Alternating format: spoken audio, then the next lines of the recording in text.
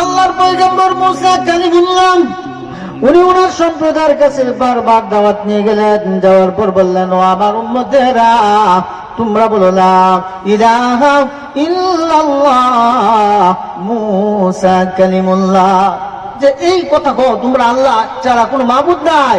হ্যাঁ, এইরকম মুসা যে আল্লাহর পয়গম্বর এটা তোমরা স্বীকারোক্তি দাও। তারা মুসা আলাইহিস সালামকে এই যে ফেরাউনের বাহিনী এরা টাটকা বিদ্রুপ করে, কেউ কথা শুনে না। মুসা আলাইহিস সালাম বলেন যে তোমরা যে আল্লাহর সাথে যে পরিমাণ নাফরমানি করতেছ, এ আমার উম্মতেরা জানিয়ে রাখবা, অচিরে আল্লাহর গজব কিন্তু তোমাদের উপর আসবে। এরকম ভাবে দীর্ঘদিন দাওয়াত দিতে দিতে অতিষ্ঠ হয়ে মুসা আলাইহিস সালাম বললেন, আল্লাহ আমি তো পারতেছি না, এদেরকে সাধারণ একটু কিছু, যেমন আমাদের দেশে মাঝে মাঝে শিলাবৃষ্টি হয়, অতিবৃষ্টি হয়, অনাবৃষ্টি হয়, হ্যাঁ এরকম এই যে আমাদের এলাকায় দুবরা, কলমাকান্দা, হালুয়াঘাট, ঝিনাইগাতি, শেরপুর বন্যার পানিতে কি সব শেষ, এক মুষ্টি দানা হয় নাই। আল্লাহর পয়গম্বর মুসা কালিমুল্লাহ বিরক্ত হয়ে যখন বললেন, আল্লাহ আমার উম্মতেরা আমার কথা শুনতেছে না, কাজে আপনি তাদেরকে একটু সাহায্য করার জন্য, একটু পূর্ব সংকেত দেওয়ার জন্য, সতর্কবাণী দেওয়ার জন্য একটু মুসিবতদের উপর চাপায় দেন, দেখি তারপরে একটু ভয়ভীতি দাওয়াত দেওয়া যায় কিনা। আল্লাহর পয়গম্বর এই কথা বলার পর আল্লাহ পাক রব্বুল আলামিন বললেন, ও পয়গম্বর মুসা তুমি নিশ্চিন্তে থাকো, আমি তাদেরকে দেখাইতেছি। আল্লাহ তাআলা প্রথমেই তাদের জন্য দিলেন দুর্ভিক্ষ, মানে অভাব, দেশ এমন অভাব। অথচ আল্লাহ বলেন, ওয়া মিন দাব্বাতিন ফিল আরদি ইল্লা আলাল্লাহি রিজকুহা, পৃথিবীতে বিচরণকারী যত প্রাণী জীব আছে যার আহারের প্রয়োজন, আল্লাহ পাক রব্বুল আলামিন প্রত্যেক জীবের আহারের জিম্মাদারি আল্লাহ তাআলার কুদরতি হাতে নিয়ে নিছেন। সুবহানাল্লাহ। আল্লাহ না কাহে কাউকে মারবেন না, মাঝে মাঝে শাস্তি, একটু সতর্কবাণী, একটু ওয়ার্নিং দিবেন। আল্লাহর পয়গম্বর মুসা বলেন, ওই তার উম্মতের মধ্যে এমন দুর্ভিক্ষ দেখা গেল, না গায়ে হাজার হাজার মানুষ কানার অভাবে মারা গেল।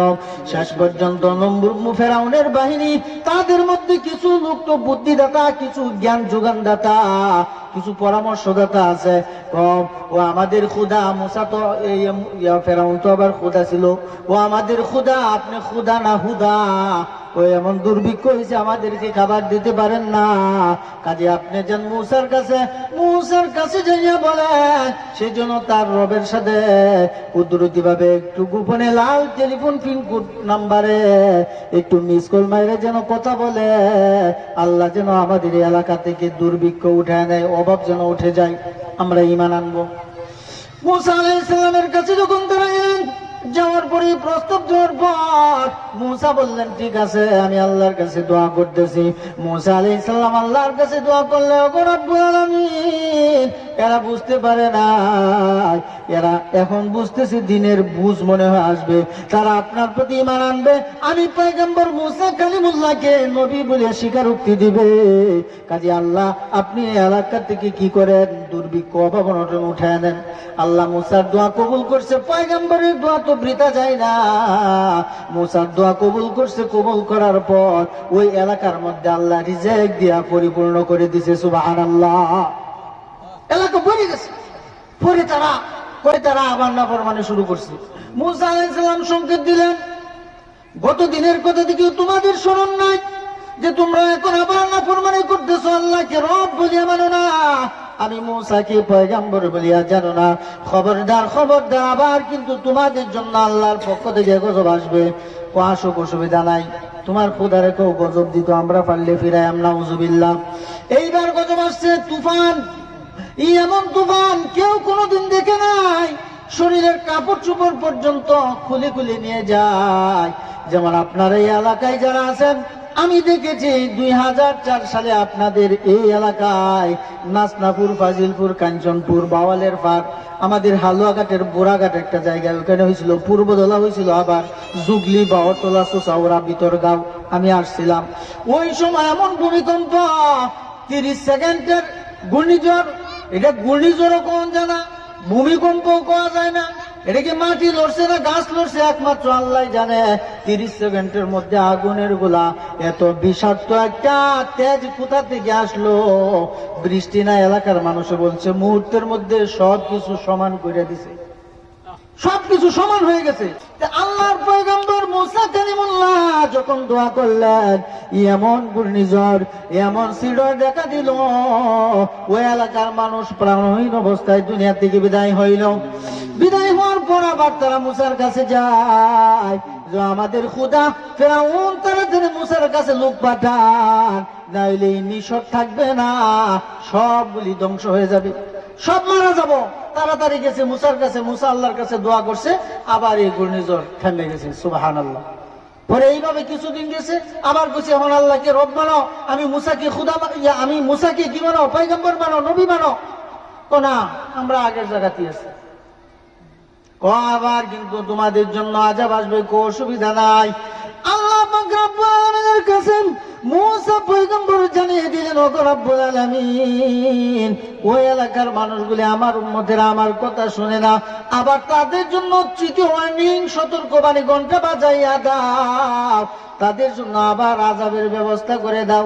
তখন আবার আযাব আইছে, যে উকুন উকুন, যে মাথার যে উকুন না, এইরকম উকুন, মানুষের মাথায় উকুন, এই মুছে উকুন, দাড়িতে উকুন, সমস্ত শরীরে পশমের গোড়ায় গোড়ায় উকুন।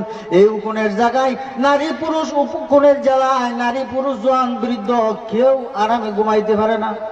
যেমন আপনি আমার ছোট ছেলে মেয়ে থাকলে যদি মাথায় উকুন হয়, উকুন নাশক মেডিসিন আনি কি আনি না, কয়টার মাথাটা বই আছে, এটা সিলাই লাগবো, উকুনের লেগ ঘুমানি না। আল্লাহর গজবি আইছে উকুন, কোটি কোটি উকুন, লক্ষ লক্ষ উকুন এক এক মানুষকে ধরছে। যখন বোঝা যায় জীবন্ত মানুষ এই উকুনে খেয়ে ফেলতেছে, এই জন্য এই জায়গায় অতিষ্ঠ হয়ে আবার তারা পয়গম্বর মুসার কাছে যায়, ও পয়গম্বর মুসা, আপনি আমাদের জন্য দোয়া করেন, আল্লাহ যেন উকুন নামক এই গজব আমাদের এলাকা থেকে উঠে আনেন, আমরা আল্লাহর প্রতি ঈমান আনবো, আপনাকে নবী বলিয়া স্বীকার করব। খুব ভালো করে বুঝে শুনে কেউ তিনবার কিন্তু গেছে, কোন এখন বুঝে লইছি, এখন আর জ্বালা সহ্য হইতেছে। পরে আবার তার জন্য দোয়া করছে, আল্লাহ তাআলা হুকুম উঠে আনিছে। কয়দিন পরে আবার একই অবস্থা, তারা আবার নাফরমানি করতেছে। পরে আবার আল্লাহ পাক রব্বুল আলামিন মুসা পয়গম্বর দোয়া করলেন, তাদের জন্য এমন গজবের ব্যবস্থা করলেন, পুরা এলাকার মধ্যে বিছানায় ডেক ফাতিলে, বিষ নাই, ঘরে বাইরে উঠানে, পানির মধ্যে খাবারের মধ্যে খালি ব্যাং আর ব্যাং, কোটি কোটি ব্যাং দৌড়ানি লাগে। কোটি কোটি ব্যাং, ব্যাংকের আযাবই আইছে তাদের জন্য, একটা মুসিবত। আবার দোয়া করতে গেছে মুসারে, মুসা আলাইহিস সালাম দোয়া করছে, আবার আল্লাহ তাআলা ব্যাং উঠায় নিছে। পরে তারা আবার যেইছে, হয় সর্বনাশ, মুসা যে এত বড় জাদুঘর, আল্লাহ তাআলার কুদরতি মুজিজা নিদর্শন। সুবহানাল্লাহ। মুসা আলাইহিস সালাম আবার তাদেরকে জানিয়ে দিলেন, সর্বশেষ সতর্ককারী বাণী হিসাবে আমি তোমাদেরকে ওয়ার্নিং দেওয়া যাচ্ছে, এইবার যদি তোমরা আমাকে নবী না মানো, পয়গম্বর হিসেবে স্বীকার না করো, এমন বন্যা, এমন গজব আসবে, এইটা থেকে কিন্তু তোমরা রেহাই পাবে না। আসুক, অসুবিধা নাই। পরে আইসে আল্লাহ তাআলা দিয়ে দিছে রক্তের বন্যা, মানে টিউবওয়েলেও রক্ত, কলসিতে পানি আছে এইটা রক্ত, ডেক ফাতিলে যেহানো পানি আছে এইটা রক্ত, কুয়াতে রক্ত, নদীর পানি রক্ত, সব জায়গায় পানি রক্ত আর রক্ত। এখন ফালিকাও হইবনি। আহা, শেষ পর্যন্ত মুসা আলাইহিস সালাম অতিষ্ঠ হইয়া তার বাহিনী নিয়া এইখান থেকে মাদায়ানের উদ্দেশ্যে রওনা করলেন। লম্বা ঘটনা, ওইদিকে যাওয়া যাবে না। ভাইয়েরা আমার, বন্ধুরা আমার, বলতেছিলাম আল্লাহ পাক রব্বুল আলামিন এই দুনিয়ার জিন্দেগিটাকে ক্ষণস্থায়ী জিন্দেগি হিসাবে আমাদেরকে আল ইমতিহানুল ঈমান, ঈমানি পরীক্ষা দেওয়ার জন্য দুনিয়ায় এসেছি। আর এই দুনিয়ায় থেকে যদি খালি দুনিয়া দুনিয়া করি, তো কিন্তু দুনিয়া কিঞ্চিত পরিমাণ পাবো, পরকালের জন্য কিছুই পাবো না। মান কানা ইউরিদু হারসাল আখিরাহ নাজিদ লাহু ফি হারসিহি ওয়া মান কানা حرث الدنيا نؤتيه منها وما لهم في الآخرة من نصيب। যারা দুনিয়া থেকে দুনিয়া তালাশ করে, দুনিয়া কিঞ্চিত পরিমাণ, আল্লাহ দুনিয়াতে কিছু দিব।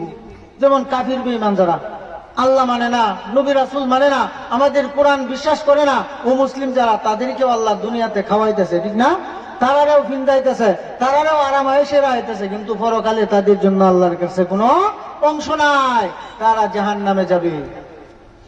আর এই দুনিয়ার দিকে যারা এই যে আপনার 3 মাস পরে ফসল কর্তন করবেন, বাড়িতে ফসল আনবেন, 3 মাস আগে জমিনের মধ্যে যেমন টাকা পয়সা ছিটায়া, সার বিষ, এই কীটনাশক দিয়া, পানি সেচ দিয়া, ওই কামলার টাকা দিয়া জ্বালা টালা সব কিছু ফালাইতেছি আমরা 3 মাস পরের আশায়। এইরকম ভাবে দুনিয়ার মুসলমান, আমি আল্লাহকে পাওয়ার জন্য এই দুনিয়ার জায়গাটা হইল তোমাদের ফসল ফলানির মাঠ। ওইখানে ফসল ফলাইবা কি? 5 ওয়াক্ত নামাজ পড়বা, রমজান মাসের রোজা রাখবা, সামর্থ্য থাকলে যাকাত এবং হজ করবা, এইরকম ভাবে নেক কাজগুলি করবা। হ্যাঁ, তাইলে তোমার কি হবে? পরকালীন জিন্দিগিতে তোমার জন্য আসান হবে। সুবহানাল্লাহ, পরকালে আমাদের জন্য আসান হয়ে যাবে। এই জন্য বলতেছিলাম, আল্লাহ পাক রব্বুল আলামিন বলেন যে হে দুনিয়ার ইমানদার, যে তোমরা তোমাদের এই দুনিয়া থাকাকালীন সময় তোমাদের সন্তান সন্ততি মাল সম্পদ যেন তোমাদেরকে কি করে বেখবর করে না রাখে, আল্লাহর জিকির থেকে যেন গাফেল করে না রাখে।